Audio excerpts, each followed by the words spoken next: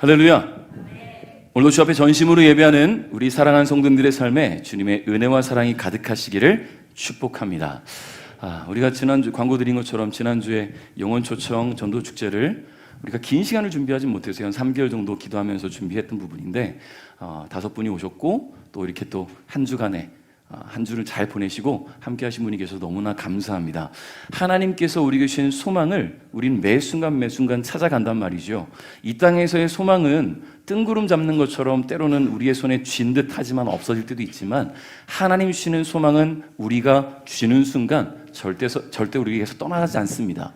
왜냐하면 하나님 주시는 소망은 예수 그리스도의 보혈 안에서 우리에게 주어진 구원이기 때문이에요. 여러분, 사람은 누구나 이 땅을 떠나야 됩니다.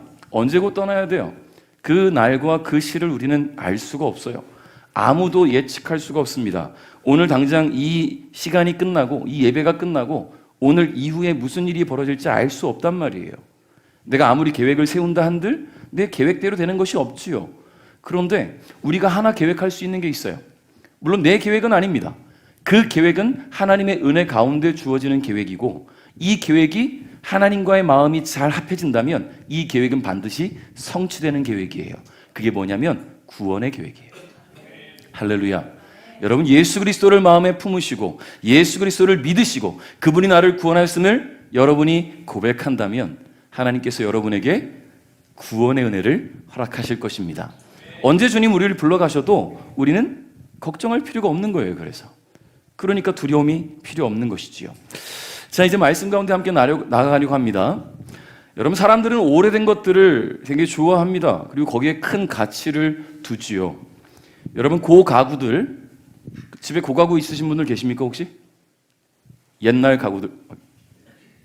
네, 이게 먼저 나왔네요. 자, 고가구, 조선시대에 쓰던 그 양반들이 앉아서 이렇게 딱 공부할 때 쓰는 그런 테이블인데요. 만약에 여러분에게 이런 게 하나 있다면 진품명품에 나아가야겠죠.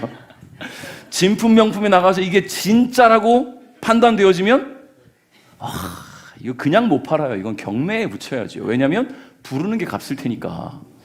왜냐하면 수백 년 된 책상이나 의자, 식탁들이 보존되었다고 한다면, 만약에 이것이 조선시대 때 만들어진 것이라고 판명이 된다면 여러분, 이거는 여러분 팔자 고치는 그런 일 아니겠습니까? 여러분, 그래서 조선시대의 목가구나 유럽의 빈티지한 수납장들이 굉장히 인기가 많단 말이에요. 그리고 자동차도 어떻습니까? 클래식카들이 그런 대접을 받아요. 요즘 요즘 나온 차들 너무나 좋은 차들 많잖아요. 그런 차들 타면 너무나 현대적이니까 이런 것들 타면서 편하게 운전하잖아요. 그런데 이런 클래식카들을 오랫동안 관리가 잘 된 차들, 생산이 중단되고 관리나 보건 상태가 잘 된 차들이요, 가격이 아주 크게 책정되는 것들을 보죠. 여러분, 티코 아시죠? 티코 타는 사람 계십니까? 티코 타는 분, 타보신 분? 저 운전해봤거든요. 군대 있을 때 저희 간부 중에 한 사람이 티코가 있어서 뭘 심부름을 시켜서 탔는데요, 힘들어요. 좁아요. 제가 키가 181인데요 앉으니까 좁아요. 불편해요. 그리고 파워핸들도 아니에요. 굉장히 불편하단 말이에요. 그리고 요즘 당근마켓 같은 데 보면 자동차들도 중고로 많이 매매되는데 티코가 막 300만 원씩 팔려요. 왜 팔릴까요? 그 가격에 사는 사람이 있단 말이죠. 왜 살까요? 희소성 때문이죠. 희소성. 더 관리를 잘하면, 더 오랫동안 관리를 잘해서 보관하면 값어치가 올라간다는 걸 알기 때문이겠지요. 여러분, 미술품은 또 어떻습니까? 르네상스 시대나 바로크 시대의 작품들을 보면요, 도대체 몇 년 전인지 가늠도 안 되는 그 오래된 미술품들의 가치는 상상을 초월합니다. 이 밖에도 빈티지한 악기들 상당히 높은 평가를 받는데요, 음악을 잘 모르는 사람도 한 번쯤은 들어봤을 스트라디바리우스, 말도 힘들어요. 스트라디바리우스라는 사람이 만든 이런 바이올린, 전 세계 몇 작품 안 남았다고 하잖아요. 이 바이올린 하나 얼마인지 아십니까? 10억? 제가 쓰는 기타가 정말로 큰맘 먹고 모으고 해서 큰맘 먹고 샀을 때 200만 원 줬거든요. 얼마일까요? 150억 정도 한다. 150억. 저거 하나만 딱 손에 쥔다면, 그죠? 팔자 피는 건데, 그죠? 자, 여러분, 그러니까 이와 같이 오래되면 오래될수록 그 고유한 가치의 희소성 때문에 사람들은 그것을 인정해요. 그리고 관심이 거기에 쏠립니다. 그래서 사람들은 그렇게 오래되면 오래될수록 더 가치가 나가는 것들을 뭐라고 부르냐면 빈티지라고 부르는 거예요. 빈티지. 그래서 새로운 시대를 살아가고 새로운 삶을 마주하면서도 빈티지의 매력에 마음을 두는 사람들이 참 많이 있다는 거예요. 그 사람들은 오래된 것이 귀하다고 여깁니다. 오래된 것이 귀한 이유는 오래되면 오래될수록 세월의 깊이가 묻어나는 물건이기 때문이겠죠. 말 그대로 물건이기 때문이에요. 근데 우리 인생은 어떻습니까? 오래된 것에 매여 있어서는 안 된다라는 거예요. 인생이라는 것은요. 즉 과거에 매여 있어서는 소망을 향해 나갈 수가 없어요. 발목 잡게 된다는 거예요. 오래된 가구는 그 가치가 높이 평가되지만 여러분, 오래된 상처는 어떻습니까? 아무런 가치가 없어요. 우리를 자꾸만 절망으로 끌어내릴 뿐입니다. 오래된 시계는 더 비싸고 값어치 있게 되겠지만 오래된 재는 자랑이 될 수가 없다는 거예요. 여러분, 사람의 과거는 빈티지 컬렉션이 아닙니다. 가치를 만드는 것은 오래됨이 아니라 내가 예수 그리스도 안에서 새롭게 태어났는가, 이것이 우리의 인생의 가치를 만드는 것이라는 것을 잊지 않았으면 좋겠어요. 그런데 많은 성도들이 과거의 방식, 과거의 습관, 과거의 삶, 과거의 신앙 패턴들을 그리워하기도 하고 그때로 돌아가면 좀 안정되지 않을까, 이런 생각들을 할 때가 있어요. 그래서 이런 말을 합니다. 그땐 그랬는데, 그땐 좋았는데, 그땐 행복했는데, 그땐 그랬지, 그땐 그랬지 라는 노래도 있지요. 여러분, 과거를 잊으란 얘기가 아니에요. 모이면 과거 얘기 얼마나 즐겁습니까? 얼마나 재밌습니까? 저도 목사님들 같이 만나면 아주 오래전 학교 다닐 때 얘기도 많이 나누고요. 동창들 만나면 무슨 얘기합니까? 다 학교 다닐 때 얘기하는 거 아니겠어요? 친구들 만나면. 오랜만에 형제들 만나면 무슨 얘기합니까? 과거에 즐거웠던 얘기들, 또 힘들었지만 같이 으쌰으쌰하면서 힘냈던 이야기들, 그런 얘기들 하잖아요. 그런데요, 그 시간을 추억하고 마음에 담지만 다시 돌아갈 수는 없어요. 왜냐하면 우리는 오늘을 살아가고 있단 말이에요. 다시 돌아갈 수 없는, 다시 돌아오지 않는 그 시간에 그리워서 매달려 있을 필요가 없다라는 거예요. 어차피 못 가요. 오늘 우리는 오늘을 살아갑니다. 오늘을 살아가는 우리에게 더 중요한 시간은 내일이라는 거예요. 내일이 나에게 주어질 수 있을까를 기대하면서 그 내일을 우리에게 만들어주실 주님께 맡겨지는 삶이 우리에게 필요하다는 거예요. 그러니까 인생은 과거에 매여서는 안 되고 미래를 바라보고 나아가야 된다는 이야기입니다. 예수님은 오늘 본문 말씀을 통해서 과거를 보존하려는 마음이 오히려 새 일을 막고 있다고 말씀하시어요. 과거를 그리워하면서 앞으로 나아가지 못하는 우리에게 오늘 본문의 말씀이 새 힘을 줄 수 있기를 주님의 이름으로 축복합니다. 그런 우리에게 주님이 이렇게 말씀하실 것 같아요. 인생은 빈티지가 아니야 라고 말이죠. 그러면 인생이 더욱 가치 있는 삶이 되기 위해서 우리는 어떤 마음을 품어야 될까? 우리 14절 말씀을 한번 읽어봅니다. 함께 시작.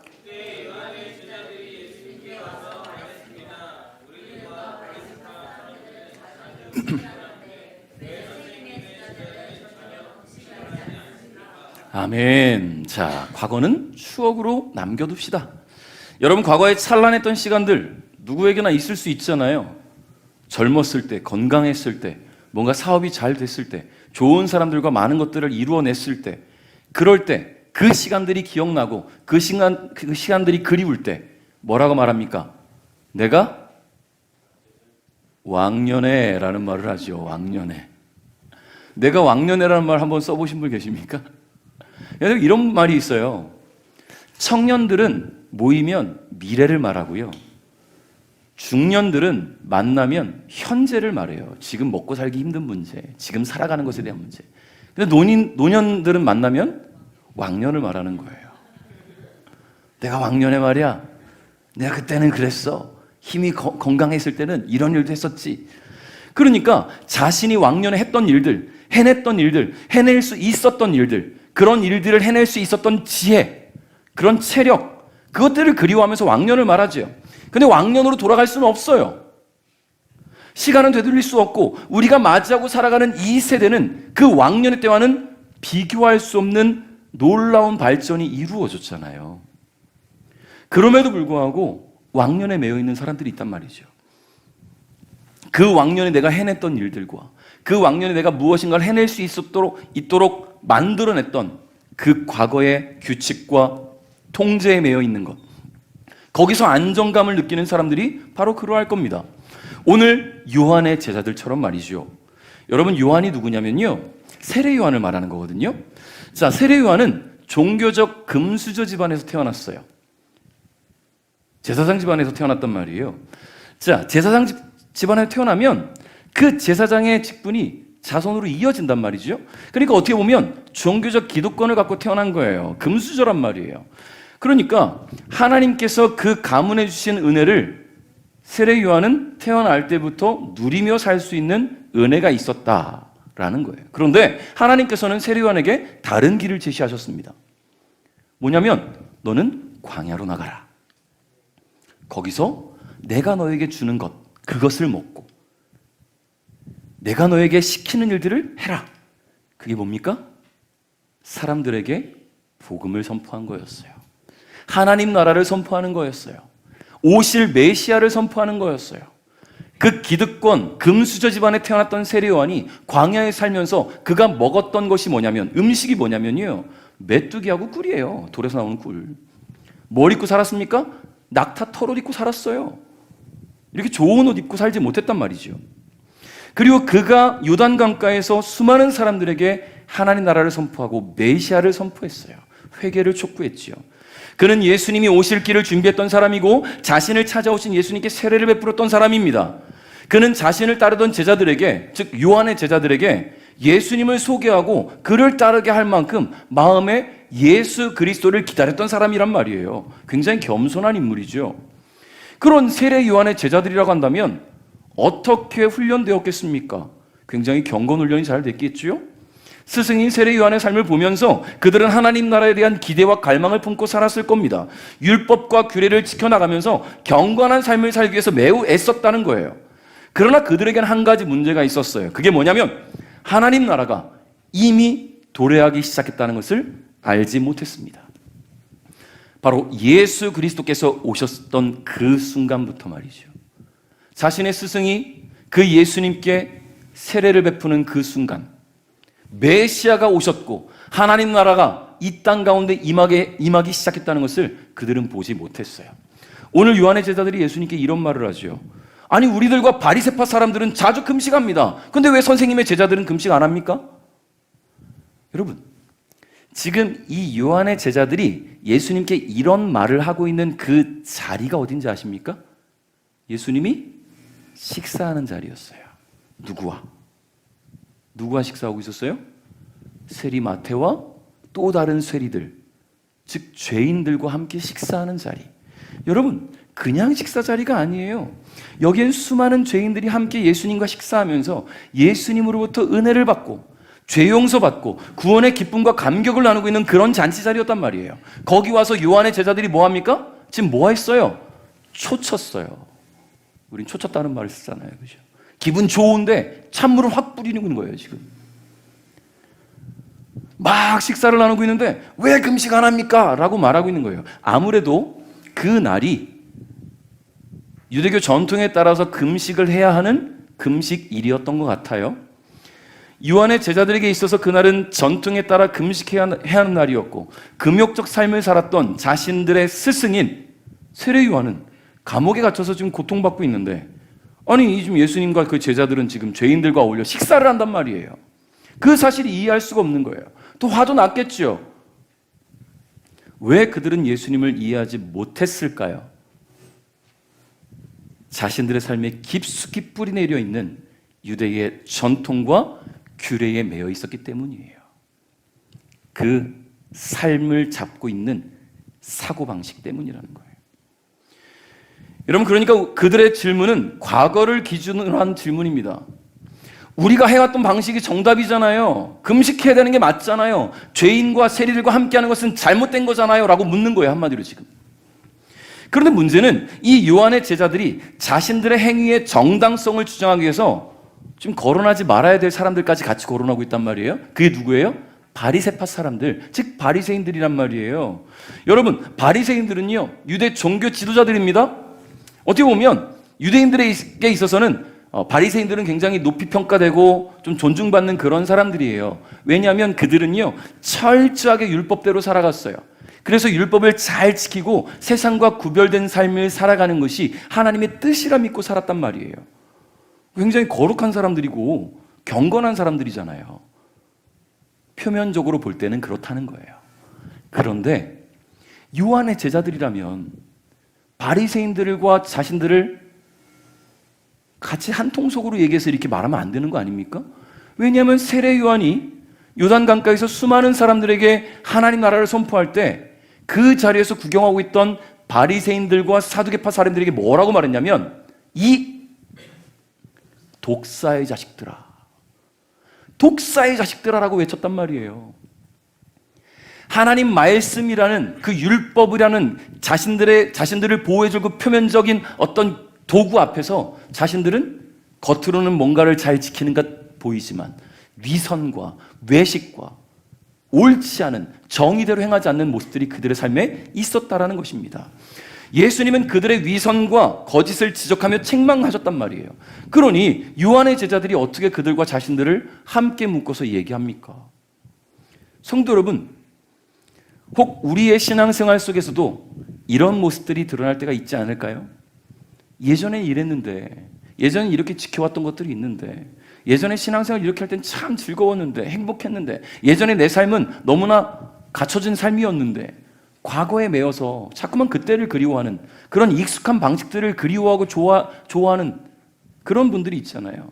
근데 여러분, 앞서 말씀드렸지만 시간은 되돌릴 수 없어요. 우리는 계속해서 새로운 시대를 만들어냅니다. 계속 맞이하고 있어요. 그러므로 우리는 과거를 그리워할 게 아니라 미래를 기대해야 되는 거예요. 과거에 했던 일들을 우리가 동일하게 해야 되는 것은 정해져 있어요. 말씀을 보십시오. 기도하십시오.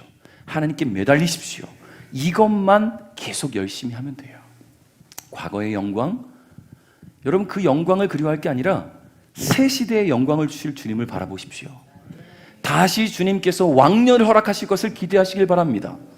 익숙한 과거는 안전해 보이지만 때로는 우리의 믿음의 성장을 막는 가장 큰 벽이 될 수 있다는 것을 기억하시면서 과거는 추억으로 남겨둘 수 있기를 주님의 이름으로 축복합니다.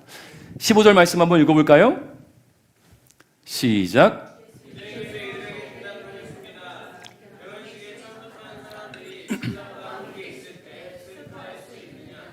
그러나 신랑을 빼앗길 날이 올 텐데 그때는 금식할 것이다. 아멘. 여러분, 인생은 주님과의 관계를 통해 새롭게 그려진다는 것입니다. 요한의 제자들이 예수님께 물은 것은 금식에 관한 것이에요. 즉, 이 금식이라는 것은 율법의 전통, 유대교의 전통에 관한 것이죠. 즉, 자신들이 철저하게 지켜온 전통과 규례를 지키지 않는 예수님과 제자들의 모습을 수많은 사람들 앞에서 지적한 꼴이에요, 한마디로. 요즘 속된 표현을 한번 할게요. 꼽주고 있는 거예요, 한마디로. 그렇잖아요. 많은 사람들이 모여 있으니까. 그런데 예수님은 이 요한의 제자들이 품고 있던 전통과 규례에 대한 문제를 관계의 문제로 선회시키십니다. 여러분, 일반적으로 결혼식에 여러분은 결혼을 한번 생각해 보십시오. 결혼할 때 하객들이 오잖아요. 결혼할 때 하객들 누가 옵니까? 자, 어떤 사람들이 오죠? 가족, 친척, 친구, 지인, 선후배들, 그죠? 자, 난 내 결혼식에 하객 알바 썼다. 안 계시네요. 요즘은 하객 알바라는 것도 있잖아요. 하객 알바 가면 하루에 뭐 얼마 일당 주고 밥도 먹고 간다고. 자, 근데 하객 알바 쓰는 사람 없어요. 우리의 결혼식에 참여한 분들은 다 우리와 관계 있는 분들이에요. 그러니까 결혼식이 끝나면 그 관계가 끊어집니까? 아니죠. 결혼식이 끝나면 오히려 더 단단해지긴 해요. 왜냐하면 내 결혼식 때문에 자신의 시간을 빼서 찾아봐 줬잖아요. 그러니까 그 결혼식 찾아와 주신 것 감사해서 연락도 하고 또 밥도 사기도 하고 또 기프티콘 요즘 보내기도 하고 그렇게 하지 않습니까? 결혼식이 끝나도 그 관계는 지속되고 더 단단해지게 된다는 거예요. 더 좋은 관계, 더 깊은 관계가 되죠. 그러니까 결혼식에는 이미 관계를 맺고 있는 이들이 함께 참여하고 축하해 주는 겁니다. 오늘 예수님이 이런 말씀하셨어요. 결혼식에 참석한 사람들이 신랑과 함께 있을 때 금식하고 슬퍼할 수 있겠느냐? 여러분, 금식은 보통 어떤 때 하냐면 마음에 간절한 소원이 있을 때 슬피 울며 금식하며 기도했다라고 했어요.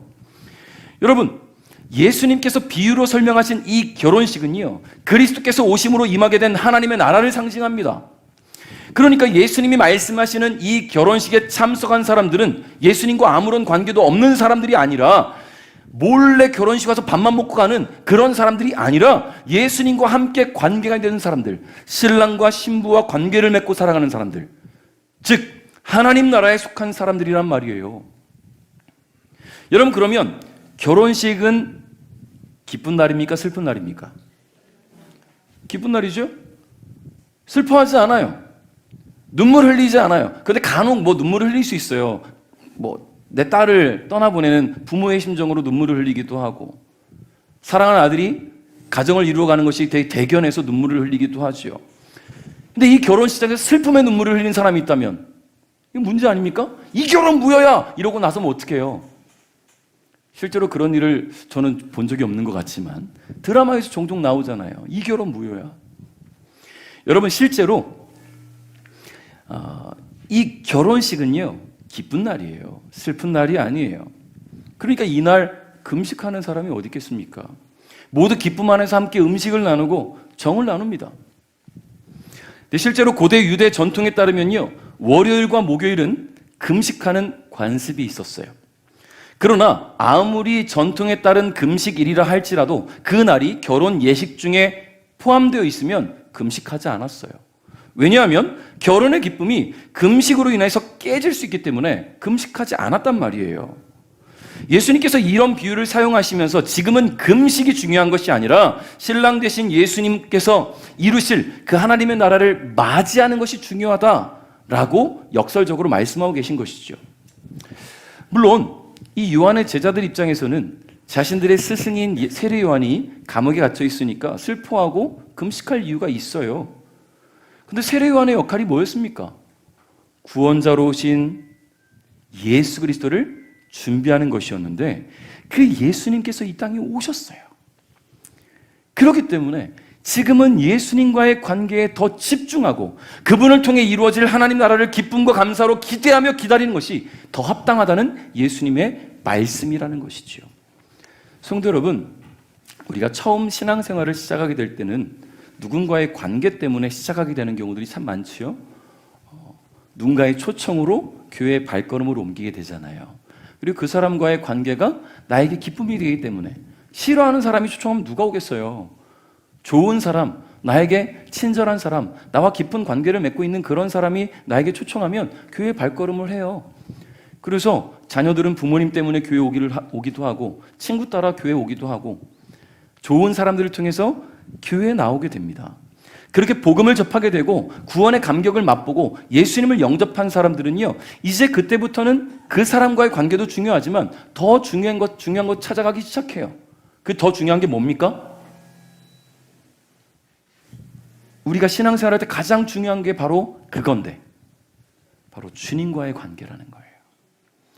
근데 때로는 주님과의 관계가 아니라 내가 이 교회에서 나의 입지를 자꾸만 생각하는 분들도 계시죠. 내가 이 교회에서 차지하고 있는 위치를 생각하기도 합니다. 내가 이 교회에서 얼마나 오랫동안 있었는데 라는 그것에 꽂혀서 좋은 모습 보이려고 하는 것은 중요해요. 좋아요. 그런데 그것이 신앙생활의 전부라고 생각하는 사람들이 간혹 있어요. 그런 사람들을 우리는 뭐라 말하냐면 바리새인이라고 말하는 거예요. 그게 율법주의자들. 근데 여러분, 주님이 원하시는 것은요, 사람과의 관계 좋아요. 근데 그게 중점적인 신앙생활의 이유가 돼서는 안 돼요. 교회에서의 여러분의 입지 중요해요. 근데 그것이 하나님 나라에 들어가게 해주지 않아요. 여기서 내가 섬기는 일들 섬기면 너무나 중요하고 좋지요. 하나님 감사할 거예요. 좋아하실 거예요. 기뻐하실 거예요. 그런데 그것 때문에 하나님 우리를 구원하지 않습니다. 가장 중요한 것은 내가 예수님을 나의 구주로 영접했는가? 내가 그 예수님의 보혈로 하나님의 자녀가 되었는가? 예수님이 나를 구원하셨음을 내가 믿고 있는가? 여러분, 그것으로, 그 예수님과의 관계로 우리는 하나님 나라에 들어갈 수 있습니다. 그래서 우리의 신앙은 주님과의 관계로 이루어져 간다는 것을 기억하시길 바랍니다. 그러니까 신앙은요, 무엇을 지켜야 하는가가 아니라 나는 주님과 함께하고 있는가, 이것이 신앙의 핵심이 된다는 겁니다. 신앙생활을 아무리 오래 했어도 예수님과의 지금 현재의 관계가 흔들리고 있다면 과거에 매어있는 내 모습이 있지 않은가 자신을 돌아봐야 된다는 것입니다. 자, 우리 16절 17절 읽어봅니다. 시작.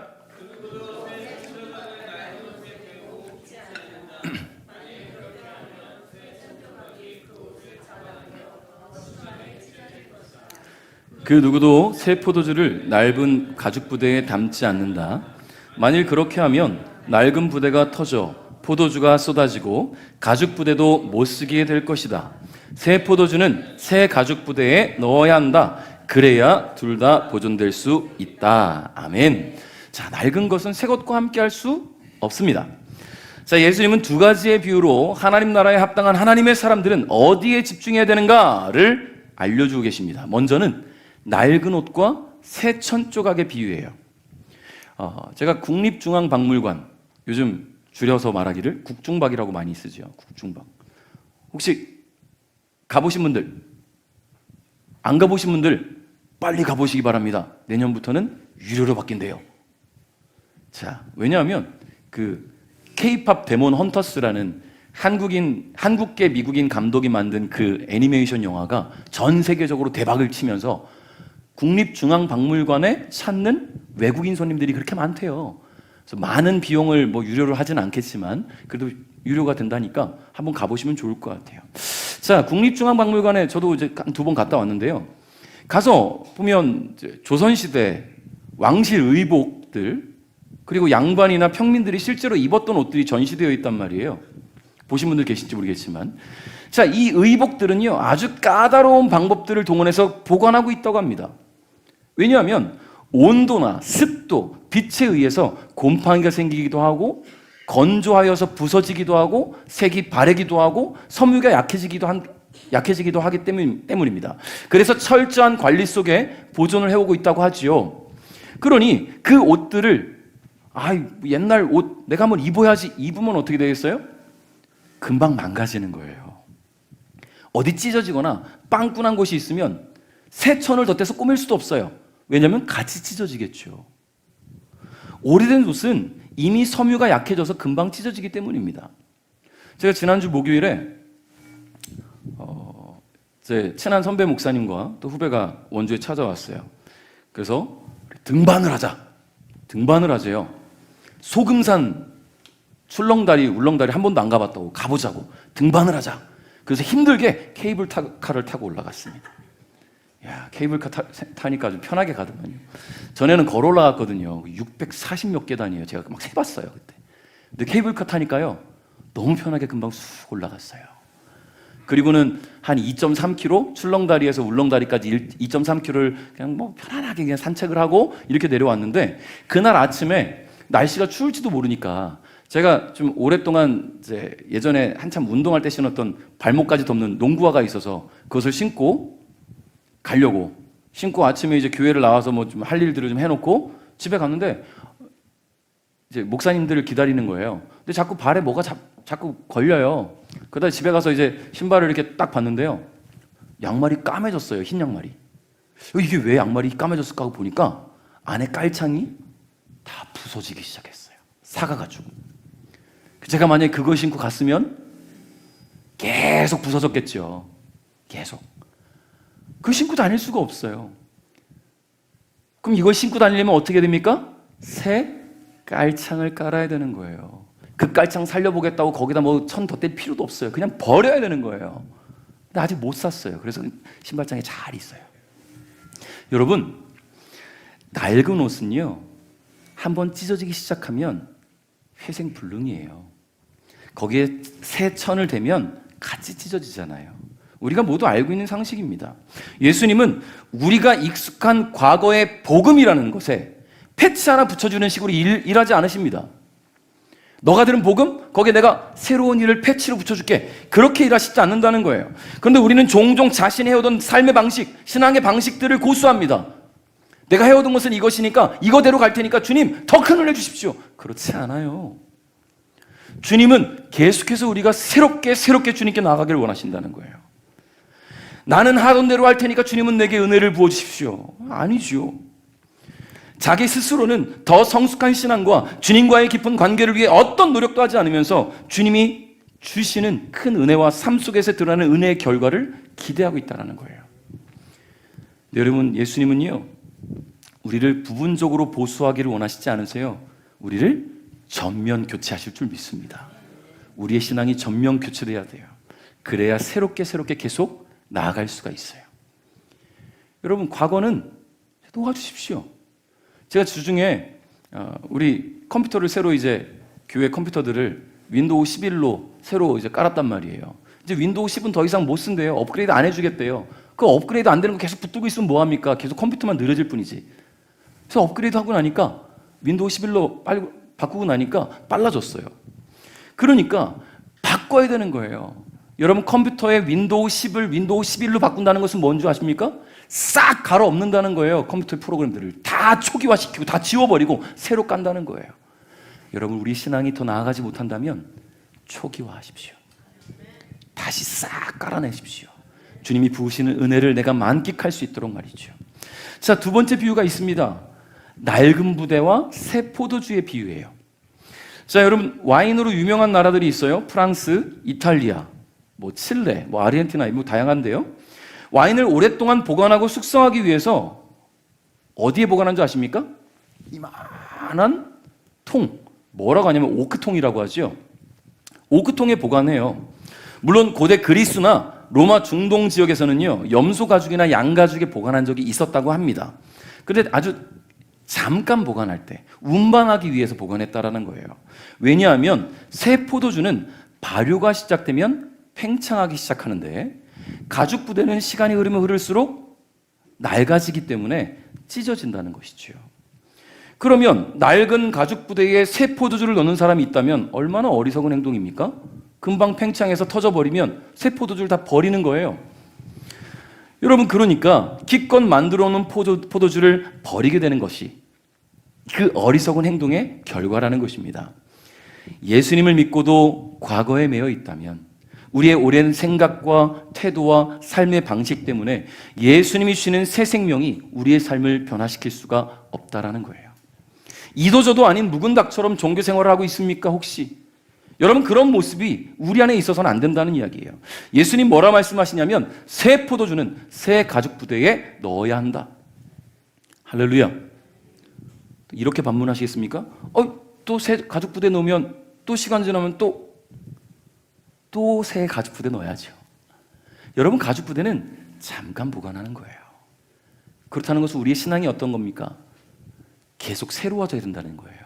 오늘 찬양, 우리 김민 목사님 찬양하실 때 너무 잘 선정해 주셨는데 해 아래 새 갓이 없어요. 주님의 은혜로 계속 우리는 새롭게 채워져야 된다는 거예요. 여러분, 예수 그리스도인에 주어지는 새로운 생명과 새로운 사고방식과 새로운 순종의 길을 우리 주님은 요구하십니다.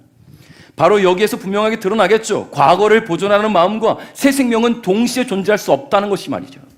그래서 사도 바울은 에베소 4장 22절부터 24절에 이렇게 말씀했습니다. 같이 읽습니다. 시작.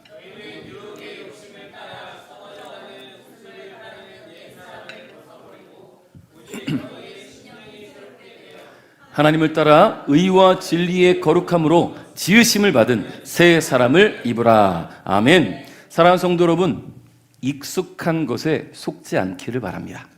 주님은 우리에게 새 마음과 새 소망을 원하십니다.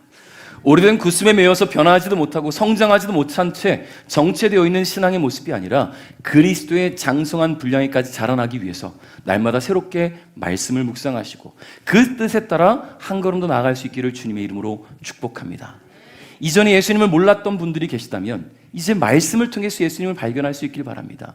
예수님은 하나님께서 죄 가운데 살아가는 우리를 구원하시기 위해서 이 땅에 보내주신 하나님의 하나뿐인 아들이십니다. 세상의 모든 사람들이 죄를 짓고 그 누구도 서로를 위해서 그 죄를 용서해 줄 수 없었지만 죄 없으신 하나님의 아들이신 예수께서 이 땅에 오셔서 죄 많은 우리를 대신해 십자가에 달려 죽으시고 그 보혈을 흘려주심으로 말미암아 우리는 모든 죄를 용서받았어요. 다만 그 예수께서 나를 구원하셨음을 믿을 때 그 보혈은 나에게 의미가 있는 것입니다. 나에게 의미가 있는 거예요. 내가 믿지 않으면 그 보혈은 나와 상관이 없는 것이죠. 그 예수 그리스도의 보혈, 나를 위해 죽으시고 살아나신 예수님을 믿는 자들은 하나님께서 천국을 허락하셨습니다. 천국 소망을 안고 살아가는 저와 여러분 될 때 우리는 나중에 천국에서 만날 수 있어요. 할렐루야. 말씀을 맺겠습니다. 인생은 빈티지가 아닙니다. 산란했던 과거는 추억일 뿐입니다. 우리는 현재를 살아가고 있고 미래의 소망을 기대하며 살아갑니다. 하나님은 과거를 보존하지 않으셔요. 세상은 오래된 것을 귀하게 여기지만 하나님은 우리에게 새로운 마음, 새로운 믿음, 새로운 도전, 새로운 비전, 새로운 소망을 주시고 그런 새로운 삶을 쫓는 저와 여러분을 귀하게 여기신다는 거예요. 죄와 사망의 권세 아래 있던 죄의 종의 신분에 머물러 있지 않기를 바랍니다. 예수 그리스도를 통해 주어진 새 생명으로 인해 하나님의 자녀로 신분의 변화가 찾아왔음을 여러분 기억하시고 주님과의 관계, 더 깊은 관계가 될 수 있도록 함께 기도하며 노력할 수 있길 바랍니다.